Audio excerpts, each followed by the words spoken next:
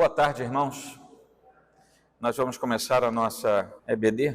Hoje é o irmão Marlo que está escalado para a aula. Não sei se por causa da chuva ele mandou uma mensagem com problema para chegar aqui. Então eu vou começar. Não deve ser tão boa quanto a aula que ele preparou, mas eu vou começar. Ele chegando, então, ele assume aqui e essa será uma aula 4 mãos, se tudo der certo. Bom, meus irmãos, nós estamos numa sequência aqui com o Catecismo Maior de Westminster e nós dividimos em blocos. A primeira parte é a respeito das doutrinas fundamentais, dos fundamentos da nossa fé cristã, que foram as primeiras 5 perguntas, uma vez que um catecismo é feito com perguntas e respostas. Apenas à guisa de informação, os catecismos são assim constituídos, perguntas e respostas. As confissões ou declarações são feitas com textos elaborados a fim de dar convicção de uma expressão doutrinária. Aí nós temos a Confissão de Fé de Westminster, por exemplo, e nós temos os 2 catecismos que seguem nessa linha, perguntas e respostas, compondo com o maior e o breve, compondo assim os 3 documentos que são os símbolos de fé da nossa fé reformada, particularmente presbiteriana. E nós temos os credos, são basicamente esses 3 documentos afirmativos da nossa fé. Os credos são pequenas expressões declarativas que vão direto ao ponto. Nós temos aí, por exemplo, o Credo dos Apóstolos, que é uma afirmação da nossa fé, que não explica e nem busca dar, por exemplo, referências bíblicas. São expressões basilares da fé. Creio em Deus Pai Todo-Poderoso, Criador dos céus e da terra. Ponto. A ideia ali não é fazer um arremate teológico, mas é fazer uma declaração objetiva. Então aqui nós estamos diante de um catecismo, portanto, suas perguntas e respostas. As 5 primeiras tratam dos fundamentos da nossa fé. Logo depois nós vimos das perguntas 6 até 8, questões relacionadas a Deus, particularmente o ser de Deus. Depois nós vimos de 9 a 11 a Trindade, e hoje de 12 a 14 nós vamos ver algo relacionado aos decretos de Deus. E a primeira pergunta é: o que são os decretos de Deus? Olhando para a resposta que é dada aqui, os decretos de Deus são os seus atos sábios, partem da sabedoria de Deus, da cognição perfeita de Deus, que não tem apenas o seu conhecimento, mas tem também a aplicação do seu conhecimento. Você tem conhecimento, você tem inteligência. Você só tem a boa aplicação do seu conhecimento, da sua inteligência, se você conseguir exercer e aplicar a sua sabedoria. Sabedoria não tem necessariamente a ver com o volume do seu conhecimento, mas com a capacidade de aplicar a sua cognição, o seu conhecimento em determinado assunto. Obviamente Deus tem todo o conhecimento, tem toda a cognição, mas também tem toda a volição. E por saber que Ele tem tudo isso em escala infinita e de modo perfeito, nós entendemos que os seus atos, aquilo que Ele promove a partir dos seus decretos, são totalmente sábios, no sentido de que nada pode estorvar a plena percepção de que aquilo que Deus decreta é perfeito em tudo e em todos os pontos que Ele resolve decretar. O decreto de Deus também não pode ser movido por nada, nem deste mundo e nem de qualquer aspecto da criação. Nenhum ser criado, nenhum elemento da criação, de qualquer forma que seja, impõe a Deus os seus atos, porque o decreto de Deus é absolutamente livre. O que quer dizer que Deus, na sua soberana pessoa, na sua soberana vontade, decreta tudo o que Ele decreta porque Ele quer decretar. E isso é imutável. E tudo que Ele decreta é perfeito, não apenas na intenção de Deus de fazê-lo, como no resultado que Ele tem após fazê-lo. Os seus decretos são tão perfeitos que eles estão acima da nossa percepção e estão acima da nossa capacidade de agradar ao próprio Deus. É por isso que os seus decretos, além de serem totalmente eivados de sabedoria, totalmente envoltos em liberdade, eles são também totalmente santos. E nada do que Deus tenha decretado pode ser considerado fora do propósito da sua santidade. Deus, em seus decretos, Ele faz com que tudo aquilo que Ele decrete que venha acontecer sejam coisas atinentes ao seu próprio caráter. Ou seja, quando Deus decreta algo e aquela coisa decretada por Deus se torna algo realmente concreto a partir da sua ordem, aquilo que ele decreta é perfeito, aquilo que ele decreta é santo, porque Deus não pode decretar nada que seja contra a sua própria característica como ser perfeito e santo. É por isso que quando nós olhamos para o estado da criação, por exemplo, nós entendemos que percepções mitológicas, por exemplo, têm concepções da criação que são imperfeitas ou que são ambivalentes. A criação grega, por exemplo, ela é feita de modo ambivalente. Existe uma criação boa e uma criação ruim que são concomitantes e ambas andam por esse mundo aí. Não é possível nós crermos dessa maneira se nós somos cristãos, porque quando Deus cria todas as coisas, Ele as cria não apenas em perfeição, mas em santidade. Nós estamos começando a série de Gênesis, e é isso que nós vemos lá, Deus cria tudo perfeito. Se algo deixou de ser perfeito, não é por causa da criação de Deus. A criação é apenas um dos aspectos do decreto de Deus, mas é um exemplo que nós temos. Se Deus decreta, tudo que Ele decreta, quando passa a acontecer, é santo, é perfeito, é completamente envolto na sua sabedoria. As designações daquilo que Ele decreta são eternas, são infalíveis, são totalmente completas, e qualquer coisa que tenha arranhado parte daquilo que Ele decretou, não é por causa do seu decreto, mas é por causa de atos, atitudes, eventos posteriores a tudo que Ele fez. Então, os decretos de Deus são totalmente perfeitos. Ele os decreta, não no tempo e no espaço, mas Ele os decreta desde a eternidade pretérita, quando Ele resolve fazer tudo o que Ele fez. Todos os atos de Deus são atemporais, todos os atos de Deus estão fora da nossa compleição, porque eles estão exatamente conectados ao ser perfeito de Deus na sua atemporalidade. Então, assim são os decretos de Deus. Por que é que Ele faz tudo isso? Por que é que Ele decreta tudo o que Ele decreta? Por causa dele próprio.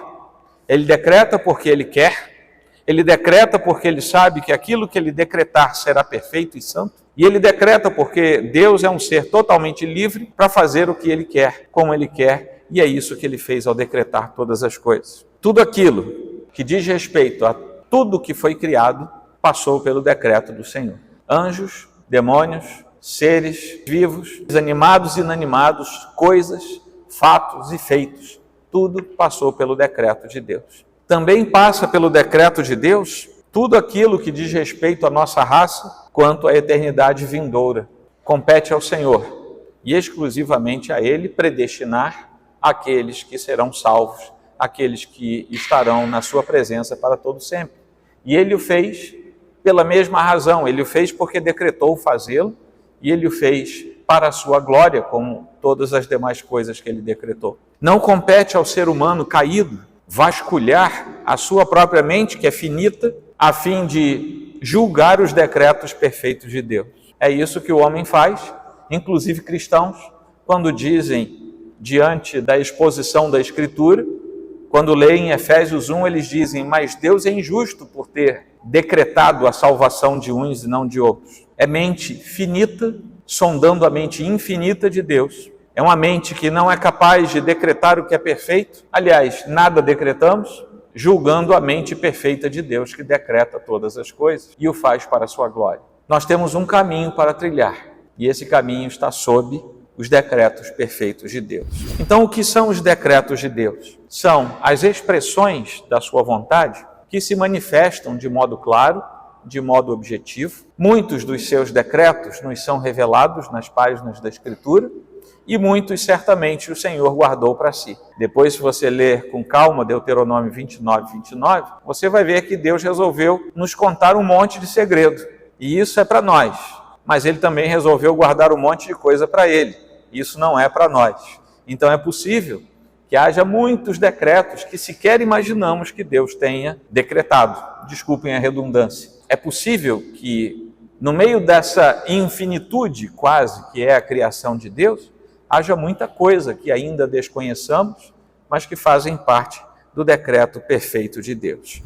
E eu vou chamar o Marlo para cá. Eu estava só tapando o buraco aqui. Marlo teve dificuldade para chegar, então eu abri a classe e ele vai prosseguir. Então, essa é a pergunta 12, que são os decretos de Deus, e o Marlo continua com as perguntas 13 e 14. Pergunta 13. O que Deus decretou, especialmente com referência aos anjos e aos homens? Uma leitura um pouco mais extensa essa resposta. Diz o catecismo: Deus, por um decreto eterno e imutável, unicamente do seu amor, e para patentear a sua gloriosa graça, que tinha de ser manifestada em tempo devido, elegeu alguns anjos para a glória, e em Cristo escolheu alguns homens para a vida eterna, e os meios para consegui-la.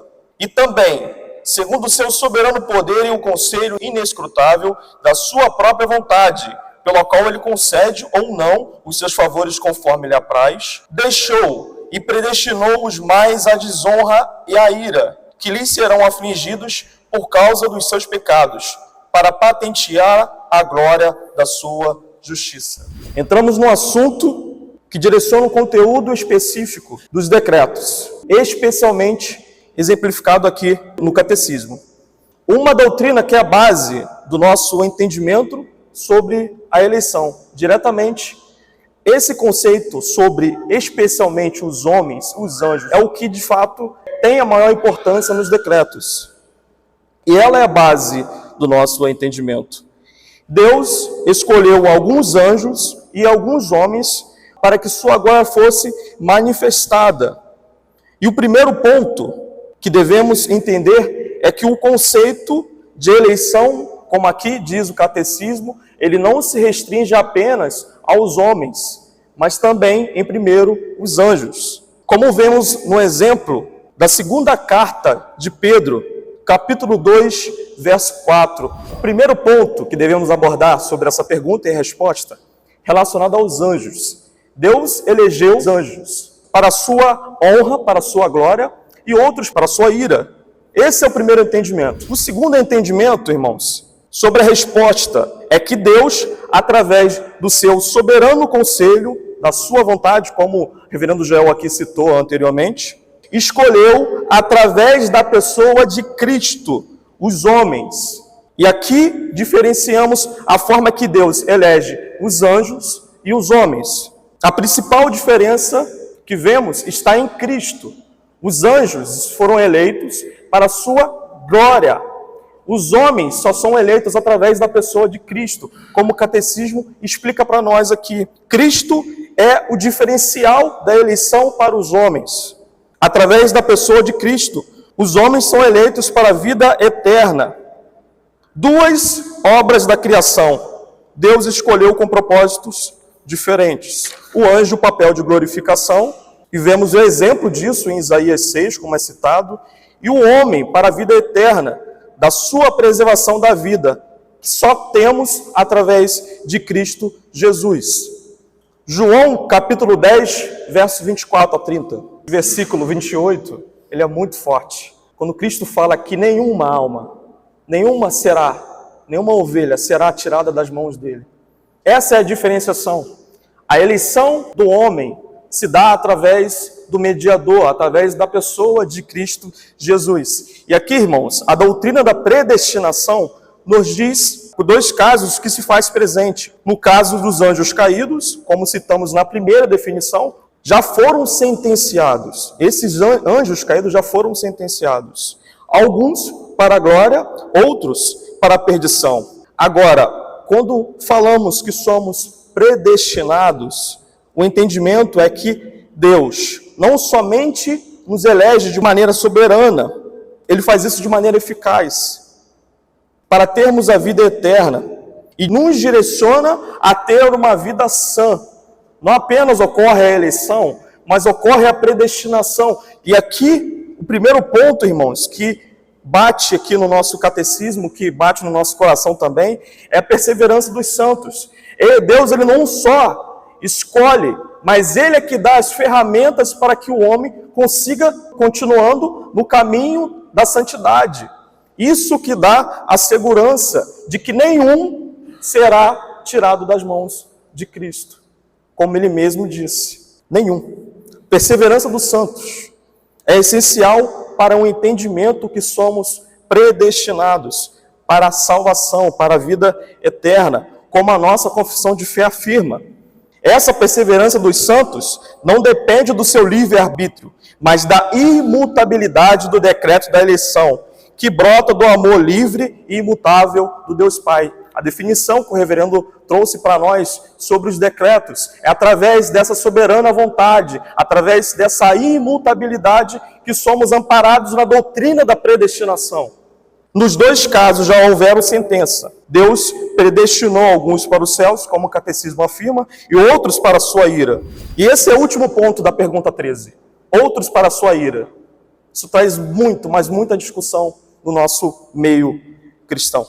Deus, através dos seus decretos, predestinou alguns para a vida eterna e outros para a perdição. Não podemos tratar a perdição sem entendermos o conceito de depravação total. Não conseguimos. Romanos, capítulo 3, afirma que tantos judeus quanto gentios foram separados, foram longe, estão condenados longe da presença de Deus. A ira de Deus aplaca sobre o homem, e somente um sacrifício acima de todos poderia reconciliar. Quando entendermos que pessoas foram predestinadas à ira de Deus, precisamos entender que a depravação total, todos, tanto judeus como gentios, foram condenados. O apóstolo Paulo inicia sua carta falando, primeiro aos gentios. Capítulo 2, judeus. No 3, ele afirma, todos estão condenados. E esse é o primeiro entendimento. Mais um entendimento, que é a depravação total, chega ao sacrifício de Cristo. Precisamos entender a importância desse sacrifício. Aí, automaticamente, entramos num outro ponto do calvinismo, que é a expiação limitada. Como o catecismo afirma que outras pessoas foram predestinadas à ira de Deus, precisamos entender tanto o conceito de depravação total, como o conceito de expiação limitada.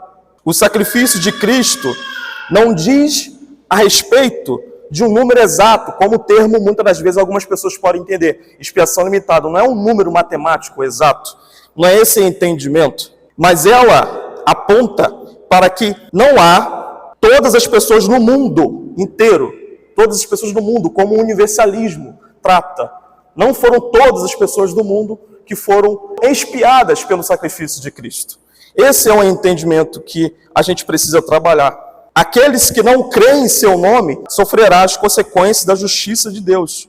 Por isso, eles são predestinados à ira de Deus. Quando falamos de depravação total, entendemos que tanto gentios quanto judeus estavam aplacados pela ira de Deus. O sacrifício de Cristo é o único remédio para isso. Só que esse sacrifício de Cristo, ele só tem legitimidade a partir do momento que há a crença, a partir do momento que nós cremos. Então, Deus escolheu alguns para que pudesse usufruir desse sacrifício. Deus, na sua eternidade, para que sua glória fosse manifestada, buscou justiça. E quando, esse aqui é um termo um pouco complicado para, em geral, a gente entender. E quando pessoas vão para o inferno, como o catecismo afirma, também é manifestada a glória de Deus. A glória da sua justiça. Chega a todos. A justiça de Deus chega a todos. E qual é a diferença, irmãos? A diferença dos eleitos é que a justiça se faz em Cristo. Aos que creem em Cristo se faz justiça. Até o ímpio, quando ele vai para o inferno, como afirma o catecismo, a justiça de Deus é manifestada. A glória de sua justiça é manifestada. E em nós também é manifestada pela pessoa de Cristo Jesus. E essa é a diferença. Aos que creem, Deus vê Cristo Jesus em nós. Somos justificados por Ele. E aos que não creem, resta a ira de Deus. Próxima pergunta, 14. Como Deus executa os seus decretos? Os decretos, como diz o nosso catecismo, é a representação livre e sábia da vontade santa de Deus. Ele é realizado diante do conselho da sua própria vontade, como o Hever aqui citou. Quando ele determina que algo seja estabelecido diante da sua própria vontade soberana, não existe nada de ordem temporal que impeça, e assim como a nossa confissão afirma, Ele faz de maneira que não o torna o autor do pecado, nem que a vontade do homem seja violada. Calvino, comentando nas Institutas sobre o conceito de decreto, ele afirma o seguinte: pois os homens nada fazem senão pelo secreto arbítrio de Deus. E prova-se por numerosos e claros testemunhos que ninguém delibera nada, a não ser que o próprio Deus já o tenha decretado em sua secreta direção e estabeleça. Calvino, no capítulo 8 do livro das Institutas, ele está tratando aqui o entendimento de que Deus utiliza as obras dos ímpios para que sua vontade seja estabelecida. E ele cita exemplos bíblicos, ele testifica isso com exemplos bíblicos. Por exemplo, a vida de Jó, quando Satanás e os ladrões entram na vida dele, aquilo ali foi decretado. Absalão, quando deitou-se com as concubinas de Davi, 2 Samuel, capítulo 11, verso 12, a profecia de Jeremias, que anunciou que a perseguição dos caldeus na Judéia era a obra de Deus. Jeremias 1, verso 15. O cativeiro assírio. Isaías afirma, no capítulo 10, verso 5, que o cativeiro era uma vara da sua ira, era juízo. E outros exemplos do Antigo Testamento. Vemos que Deus, através da sua vontade soberana, os decretos, fazia com que a glória fosse refletida, mesmo nas atitudes erradas, mais do homem. E isso o torna responsável pelos atos. Deus utiliza a sua providência e, com base nessa providência, ele não é o autor do pecado. O homem continua ainda sendo responsável pelo pecado, porque o homem quis realizar aqueles atos. E o catecismo ele trabalha esse conceito de providência. Deus utiliza a sua providência. E outros exemplos.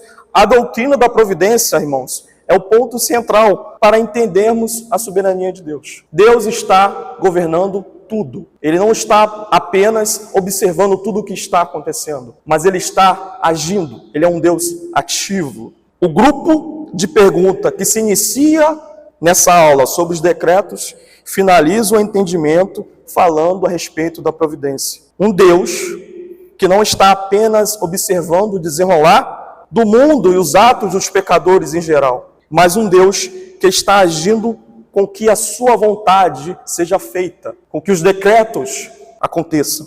Arcee Sproul afirma: a providência não é a mesma coisa que a presciência ou o conhecimento antecipado de Deus. A presciência é a habilidade de Deus em olhar para os corredores do tempo e saber o resultado de uma atividade antes que ela aconteça. No entanto, é apropriado usarmos a palavra providência com referência ao governo ativo de Deus quanto ao universo, porque ele é de fato um Deus que vê. Ele vê tudo o que acontece no universo. Tudo está na visão plena dos seus olhos. E aqui a gente tem um consentimento, um entendimento do corondeio, vivendo a expressão próximo a Deus. Estamos vivendo próximo a Deus. Deus é um ser ativo. Ele está governando com a sua providência. E o catecismo, nessa última pergunta, ele trabalha bastante essa observação.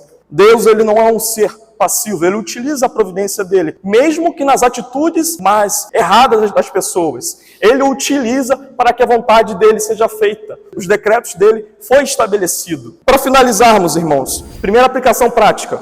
Diz a respeito como lidamos com as pessoas que possuem algum tipo de objeção ao nosso entendimento. Como falamos aqui sobre o conceito de decreto, o conceito de predestinação, eleição.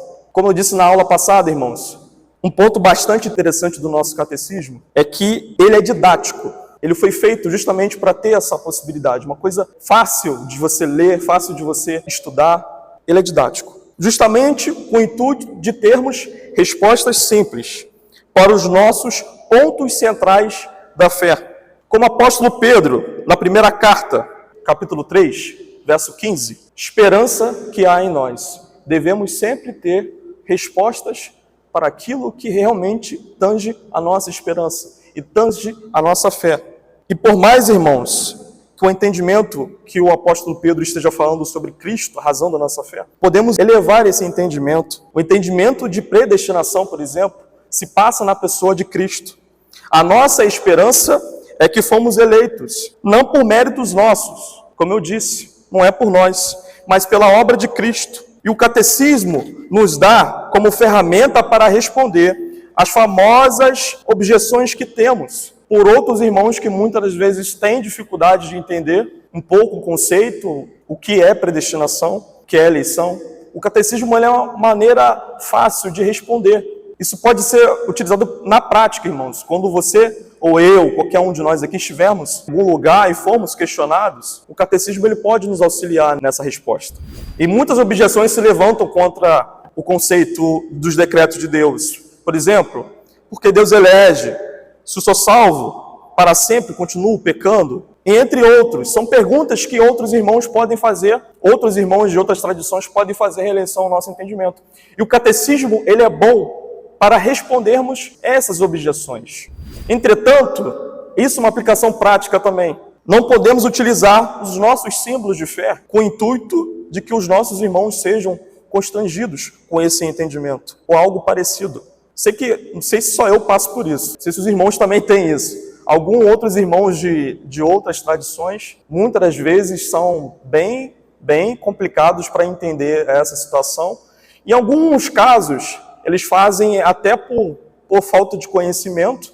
Em alguns casos, como eu já vi, são um pouco maldosos em questionar esse ponto. A grande coisa que devemos entender é que, quando formos responder os questionamentos, devemos olhar o exemplo de Cristo, quando, por mais que não se aplica literalmente a isso, o exemplo de Cristo com a mulher samaritana, quando ele confronta a mulher samaritana e confronta os pecados dela, mas ele confronta no amor. Não é que o irmão esteja em pecado, não é isso que eu estou querendo dizer. Mas Cristo passa a imagem de que quando formos analisar e responder qualquer tipo de objeção como cristãos, devemos agir no amor, na temperança, porque é essa característica que devemos ter na hora de responder a base da nossa fé. É isso que o apóstolo Pedro está dizendo. Um exemplo muito prático disso são os apóstolos, em Atos, quando eles são questionados pelos próprios fariseus, por que vocês estão fazendo isso? E eles explicam, cheios do Espírito Santo, não gritam, não batem na mesa, com amor.